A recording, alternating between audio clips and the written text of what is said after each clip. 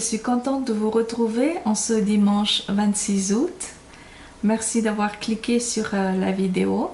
Je vous invite à vous abonner sur YouTube et aussi de partager la vidéo si le cœur vous en dit. Merci. Les textes qui sont pour nous aujourd'hui se trouvent dans Deutéronome chapitre 7, versets 6 à 11, puis 1 Jean 4, versets 15 à 19, et enfin Jean 6, versets 41 à 51, puis 66 à 71.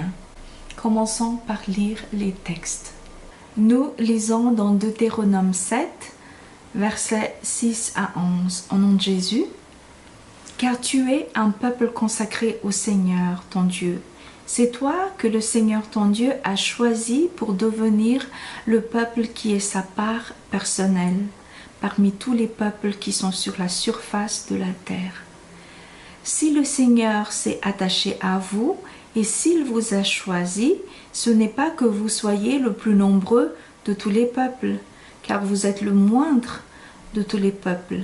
Mais si le Seigneur, d'une main forte, vous a fait sortir et vous a racheté de la maison de servitude, de la main du Pharaon, roi d'Égypte, c'est que le Seigneur vous aime et tient le serment fait à vos pères. Tu reconnaîtras que c'est le Seigneur ton Dieu qui est Dieu, le Dieu vrai. Il garde son alliance et sa fidélité durant 1000 générations à ceux qui l'aiment et gardent ses commandements, mais il paye de retour directement celui qui le hait et le fait disparaître. Il ne fait pas attendre celui qui le hait, il le paye de retour directement. Tu garderas le commandement, les lois et les coutumes que je t'ordonne aujourd'hui de mettre en pratique. Nous continuons la lecture dans 1 Jean chapitre 4 versets 15 à 19. Au nom de Jésus. Quiconque confesse que Jésus est le Fils de Dieu, Dieu demeure en lui et lui en Dieu. Et nous connaissons, pour y avoir cru, l'amour que Dieu manifeste au milieu de nous. Dieu est amour, qui demeure dans l'amour demeure en Dieu et Dieu demeure en lui.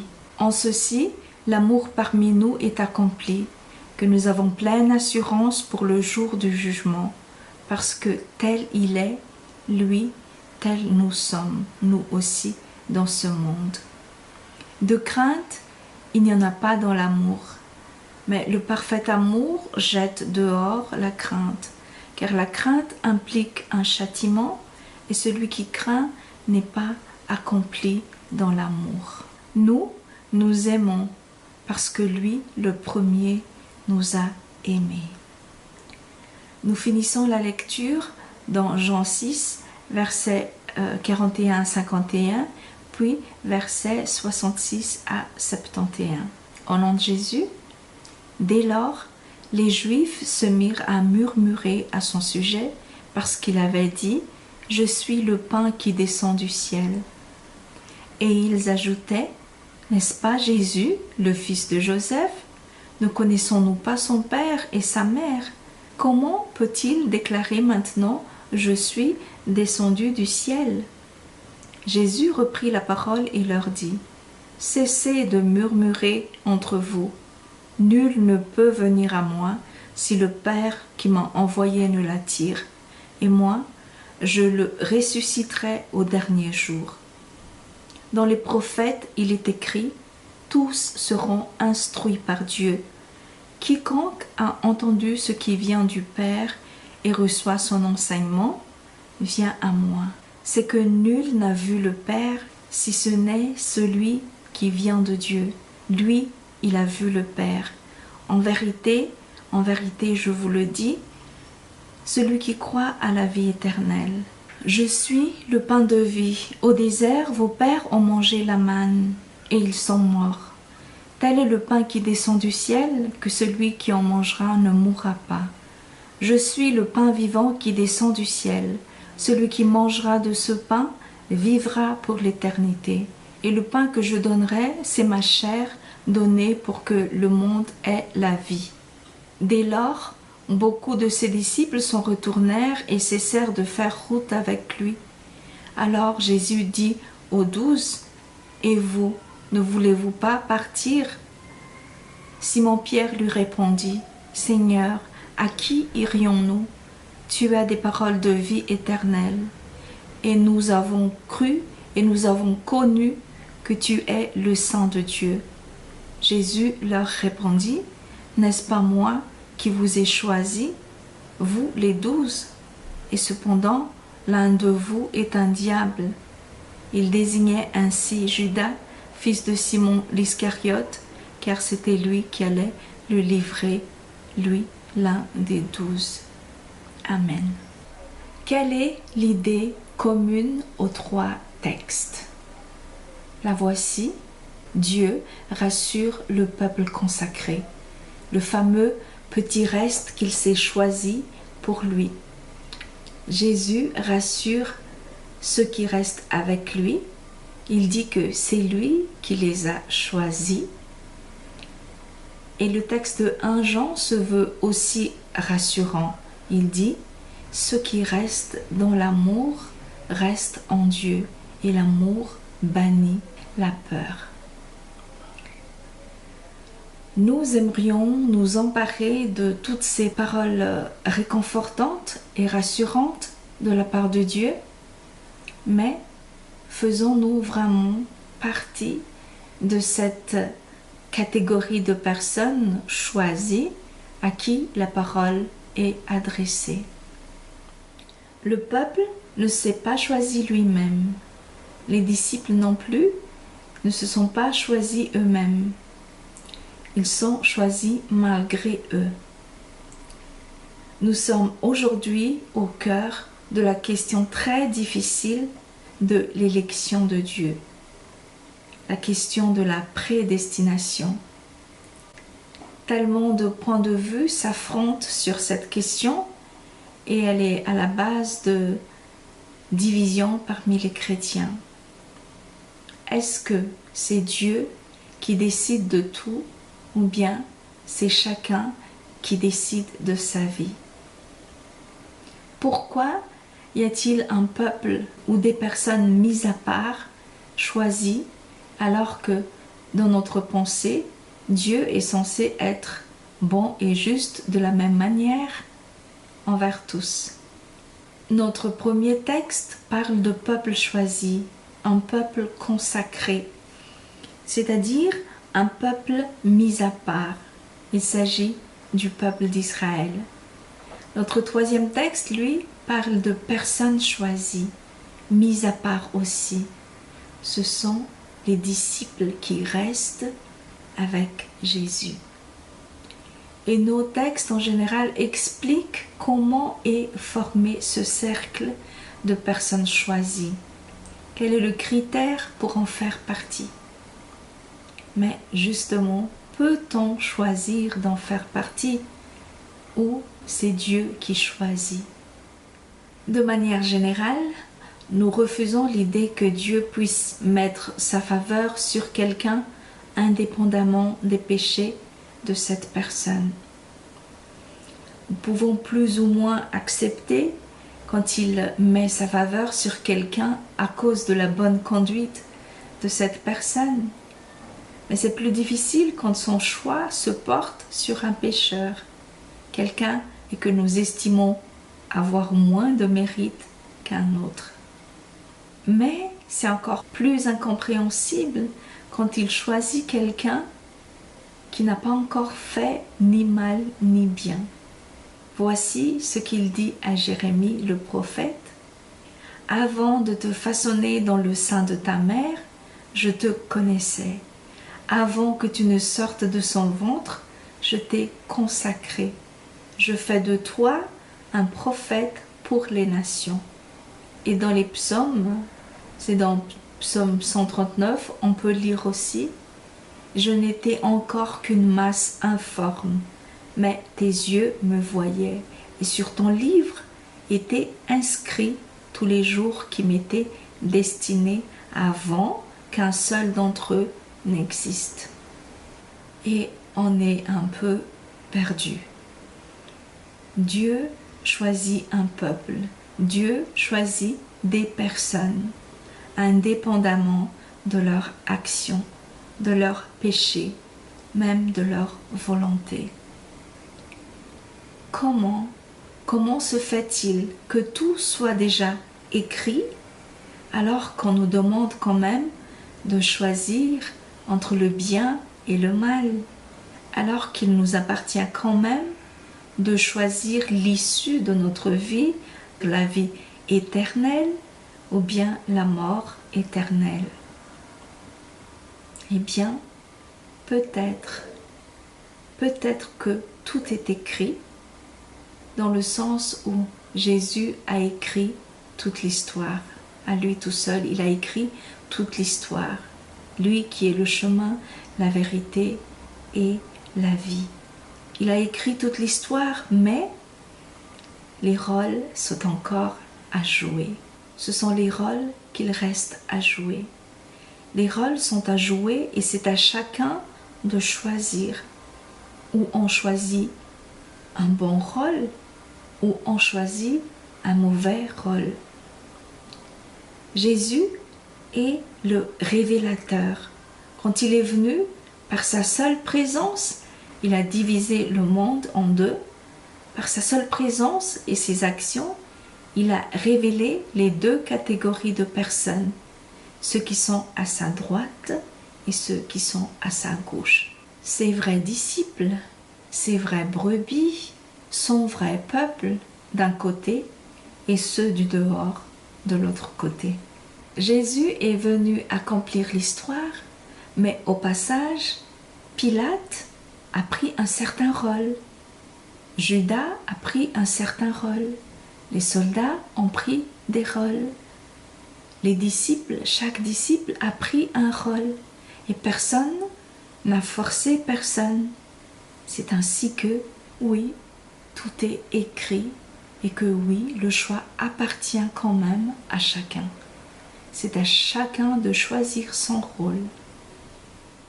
Mais même quand on choisit un bon rôle, cela ne nous enlève pas des fois la frustration d'être sous l'autorité d'une autre personne.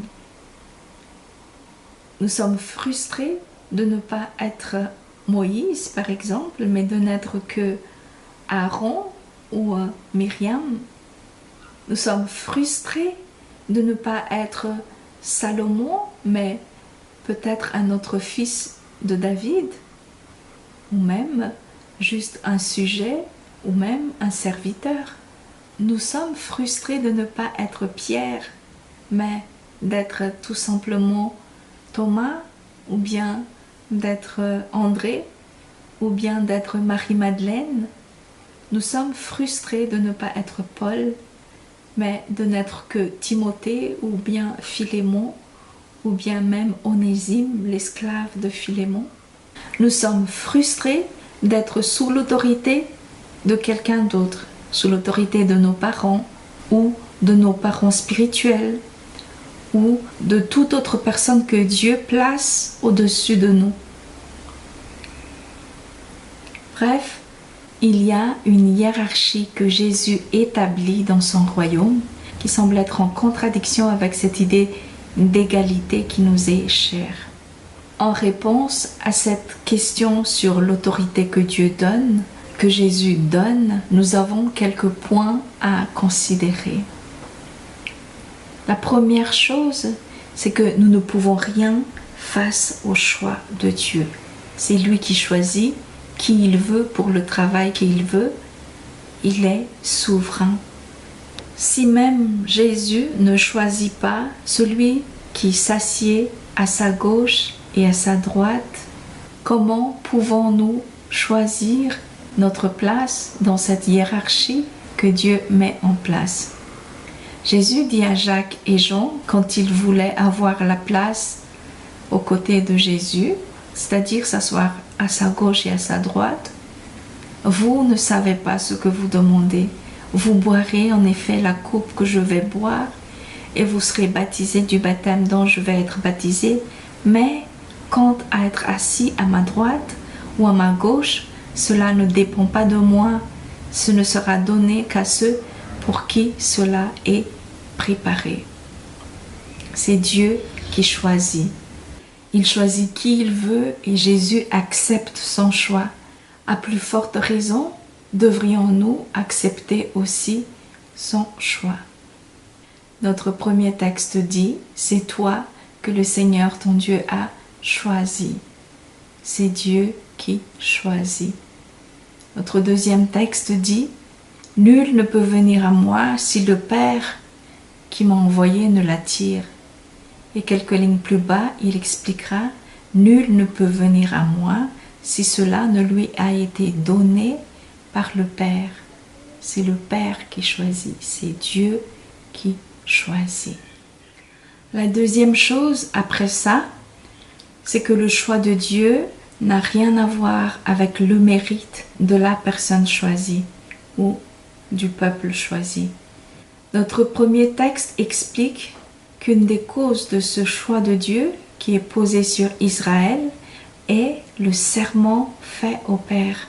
C'est parce qu'il a promis à Abraham qu'il choisit ses descendants. C'est parce qu'il a promis à Isaac qu'il choisit ses descendants. C'est parce qu'il a promis à Jacob qu'il choisit ses descendants. Et non parce que les descendants le méritent. Au contraire, ceux qui sont choisis sont souvent choisis par sa petitesse. Le texte dit, vous êtes le moindre de tous les peuples.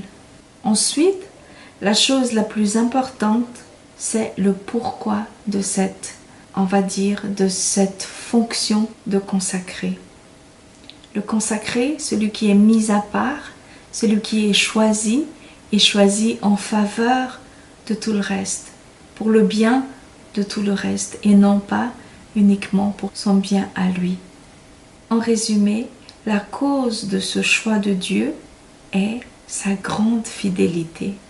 Si ce choix arrive jusqu'à nous, c'est parce que quelqu'un d'autre, bien avant nous, l'a déclenché et a fait tomber ce choix jusqu'à nous. Si ce choix tombe sur nous, ce n'est pas à cause de nous. Voilà, c'est sa grande fidélité qui est la cause de son choix et non le mérite de ceux qui sont choisis. Et notre deuxième texte le dit aussi.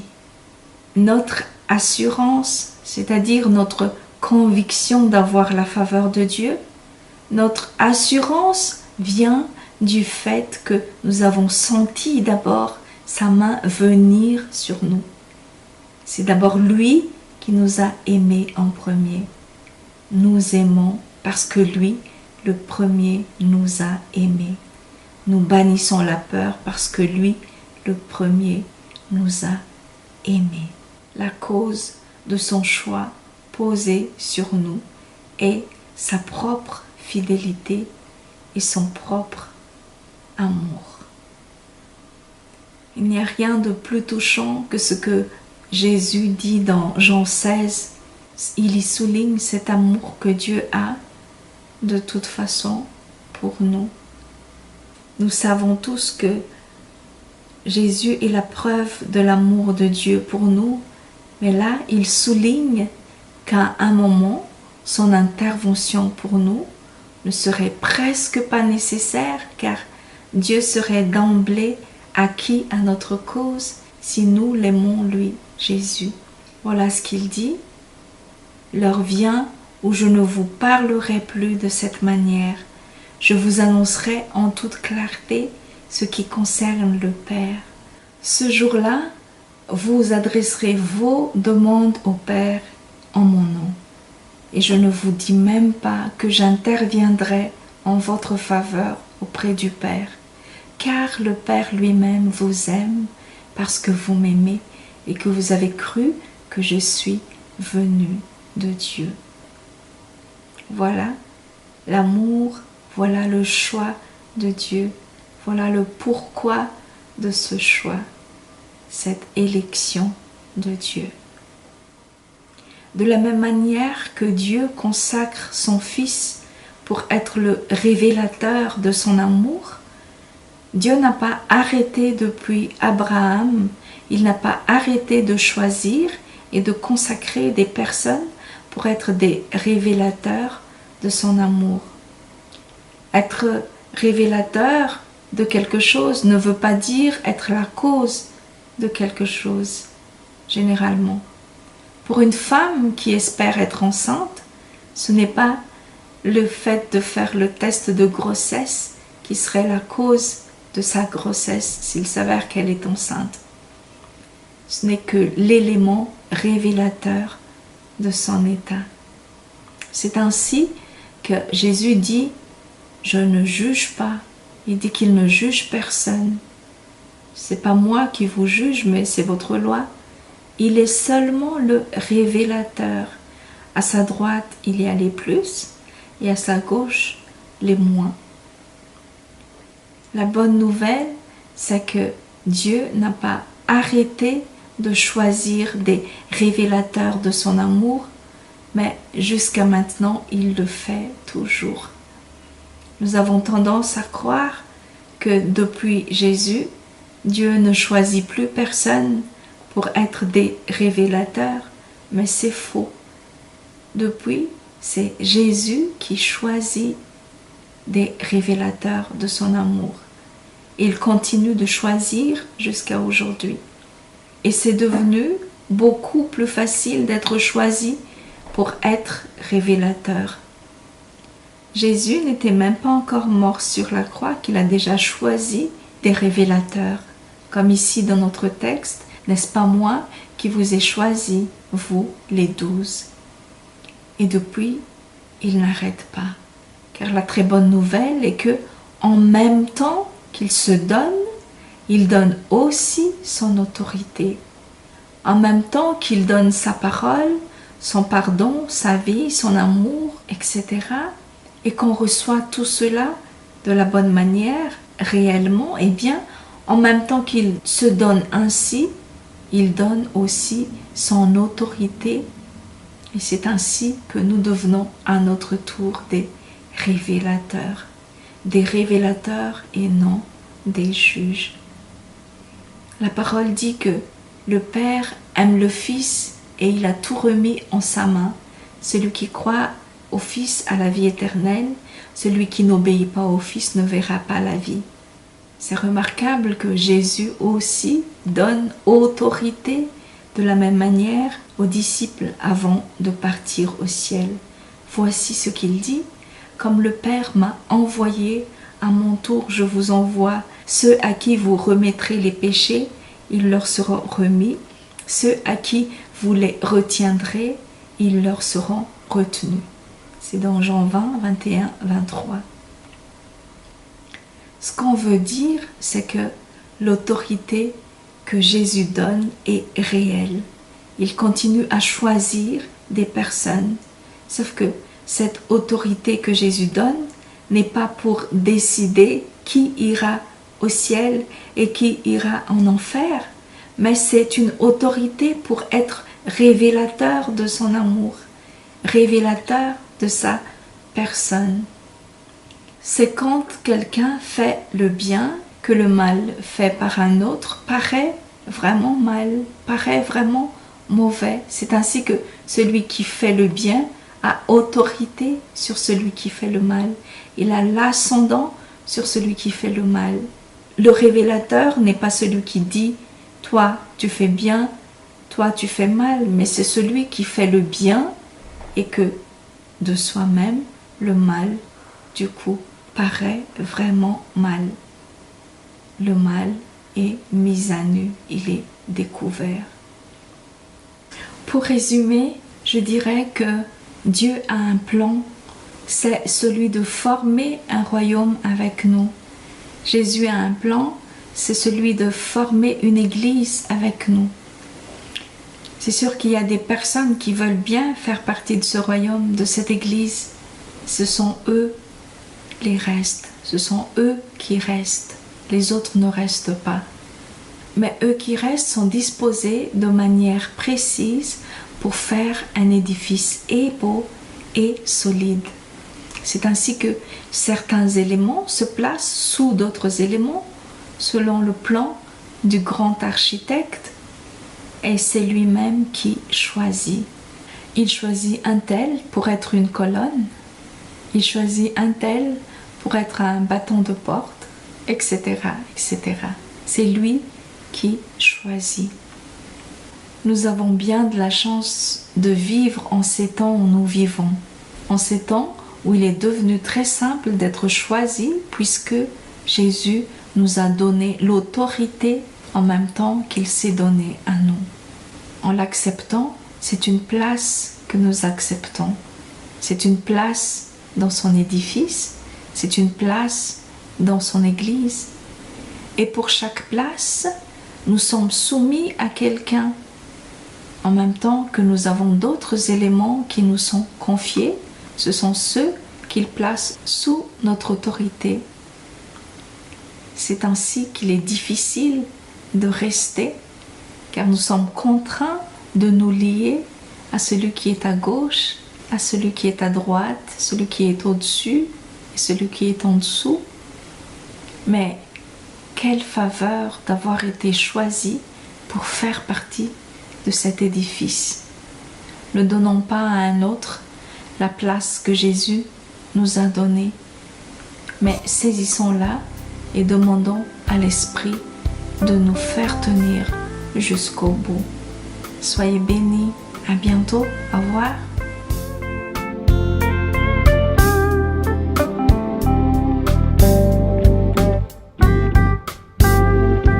Levons nos mains, consacrées à t'attendre. Les branches du figuier sont en